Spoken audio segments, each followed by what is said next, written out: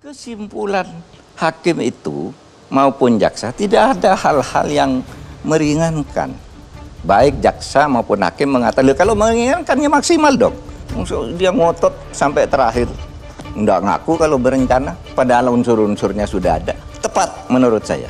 Keyakinan saya tidak akan dihukum mati dia. Karena nanti kalau dia itu sudah 10 tahun, itu kan hukum pidana yang baru udah berlaku untuk turun ke hukuman seumur hidup. Tetapi bahwa hukumannya mati itu penting sebagai bukti formal. Saya menduga dia akan meninggal di penjara. Itu tampaknya nanti saya kok agak merubah dari pidana mati menjadi seumur hidup. Itu saya dimungkinkan, khususnya pada tingkatan banding. Jadi dalam hal pidana mati itu masih belum selesai, itu ada ratusan, bahkan kemarin Komisi 3 mencatat ada 200-an yang pidana mati yang menunggu mati. Publik bisa mengawasi karena memang penegakan hukum dan keadilan ini adalah untuk keadilan semuanya. Keadilan sosial dan keadilan hukum, nah, keadilan masyarakat pada umumnya. Sejauh putusan itu memang sudah sesuai dengan rasa keadilan, baik keadilan hukum maupun keadilan masyarakat. Menurut saya hakim tidak perlu takut, dan masyarakat tidak perlu mengkhawatirkan itu. Ya, yang kita jaga dan kita dorong agar supaya di dalam mutus perkara ini hakim tetap memiliki semangat atau menjaga independensinya tanpa ada terpengaruh oleh hal-hal yang mungkin akan menjatuhkan atau menurunkan wibawa dari pengadilan. Perbuatan ini ada 2 pasal primer ya untuk Bapak Ferdy Sambo. Tidak ada di situ diadili mengenai pencurian ya, barang-barang dari almarhum yang sampai saat ini belum kembali. Sejauh yang bisa kita lakukan akan kita lakukan ya. Dan kadangkala kita dibuat terkejut seringkali. Putusan begini di pengadilan tinggi udah oke, tiba-tiba disunat di pengadilan tinggi, disunat lagi di Mahkamah Agung. Itu sering terjadi kejutan. Nah, oleh sebab itu yang ini nih mari kita pelototi terus, jangan berhenti sampai di sini gitu. Untuk mendidik masyarakat bahwa ya pengadilan itu siapapun selalu ingin selamat, ada yang ingin menyelamatkan orang, ada yang nyuap, ada yang neror dan sebagainya.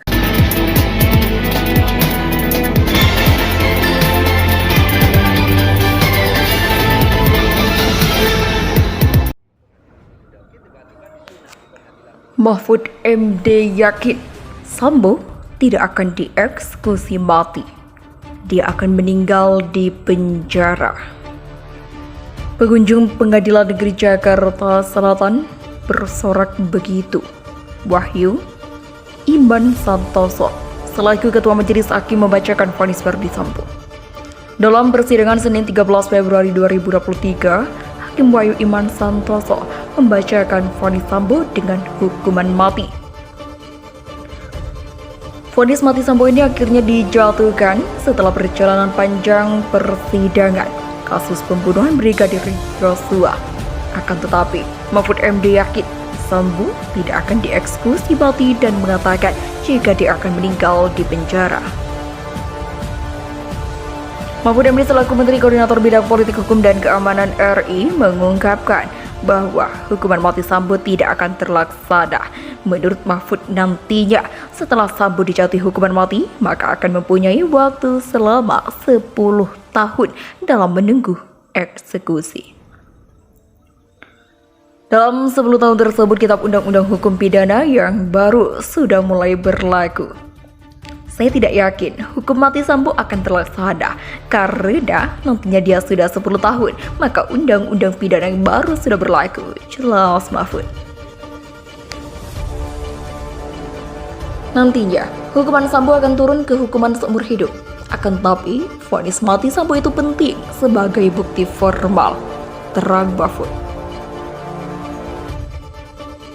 Mahfud juga menjelaskan jika nantinya Sambo melakukan banding atau dia selama di penjara berkelakuan baik, kemudian hukuman mati turun menjadi seumur hidup. Memang begitu bunyinya undang-undang. Hal tersebut tercantum dalam pasal 100 hingga 103 KUHP baru yang akan berlaku pada 3 tahun mendatang. Hukuman Sambo memang hukuman mati, tapi tidak akan dieksekusi. Dan saya menduga dia akan meninggal di penjara dengan menjalani hukuman seumur hidup, terang Mahfud. Tapi semua terserah hakim, karena saya terikat pada hukuman hakim, ungkap Mahfud.